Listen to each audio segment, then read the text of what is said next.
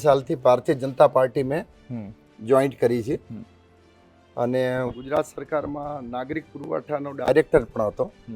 અત્યારે ઉત્તર ગુજરાત યુનિવર્સિટી જે સારામાં સારી યુનિવર્સિટી કહેવાય છે એનો સરકારી પ્રતિનિધિ પણ છું અને આ વખતે ધારાસભ્યની ટિકિટની પણ મેં દાવેદારી કરી હતી અને સમીકરણો કંઈ નહીં બેઠા હોય એ હિસાબે સ્વરૂપજીને ટિકિટ આપી છે અને સ્વરૂપજીને જીતાડવા પૂરા પ્રયત્ન કર્યા હતા અમે આખો જાગીરદાર સમાજ.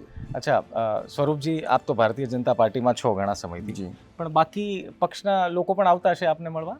હા જી, અહીં એવું છે કે દરબારગઢ પ્રત્યે આદર ભાવના હિસાબે ભારતીય જનતા પાર્ટીના આવે જ, કેમ કે હું ભારતીય જનતા પાર્ટીમાં છું, પણ કોંગ્રેસના પણ આવે છે અને અપક્ષમાં પણ ગમે તે ઊભા હોય એ પણ એમ આસ્થાનું કેન્દ્ર છે. આ તો એક મંદિર જેવું છે દરબારગઢ, એટલે બધાએ નમવા માટે આવે છે, મળવા માટે.